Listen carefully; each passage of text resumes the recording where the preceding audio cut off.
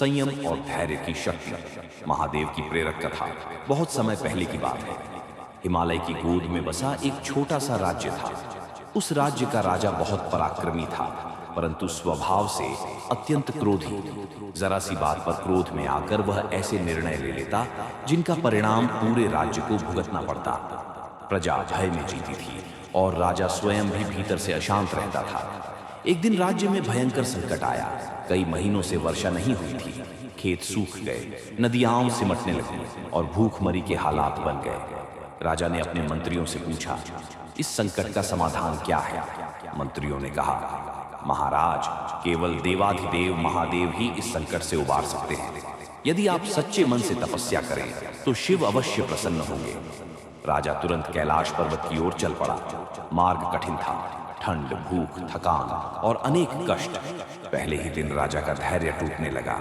उसने सोचा, मैं एक राजा हूं, मुझे ये सब क्यों सहना पड़े? परंतु संकट की गंभीरता ने उसे आगे बढ़ने पर मजबूर किया। कई दिनों की कठिन यात्रा के बाद राजा एक गुफा में पहुंचा और वहां तपस्या करने लगा। लेकिन उसका मन बार बार विचलित होता। कभी क्रोध आता, कभी अधीरता। दिन बीतते गए पर महादेव प्रकट नहीं हुए। एक रात राजा ने देखा, सामने एक साधु शांत भाव से ध्यान में लीन थे। उनका शरीर भस्म से ढका था, जटाएं बिखरी थीं और चेहरे पर अद्भुत शांति थी। राजा ने पूछा, महात्मा, मैं कई दिनों से तपस्या कर रहा हूं, फिर भी मुझे कोई फल क्यों नहीं मिल रहा? साधु ने आंखें खोली और मुस्कुराते हुए कहा, क्योंकि तुम्हारी तपस्या में संयम नहीं है और धैर्य नहीं है। तुम परिणाम की जल्दी में हो। राजा ने आश्चर्य से पूछा, संयम और धैर्य इतने महत्वपूर्ण क्यों हैं? तभी साधु बोले, देखो, महादेव ने समुद्र मंथन के समय हलाहल विष पिया।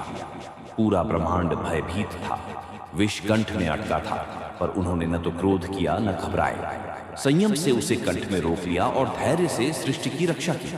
यदि वे अधीर होते तो विनाश निश्चित था। राजा नतमस्तक हो गया। उसी क्षण साधु अंतर ध्यान हो गए। राजा समझ गया, वह स्वयं महादेव थे।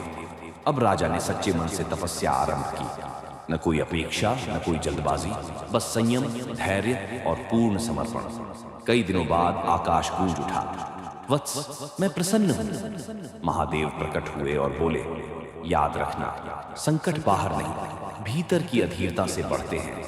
जो व्यक्ति संयम रखता है वही धैर्य से हर समस्या का समाधान पा लेता है। उसी क्षण वर्षा होने लगी। नदियां भर गईं, खेत हरे हो गए। राजा बदला हुआ व्यक्ति बनकर अपने राज्य लौटा। अब वह निर्णय लेने से पहले धैर्य रखता और क्रोध पर संयम रखता। उसके राज्य में सुख, शांति और समृद्धि लौट आई।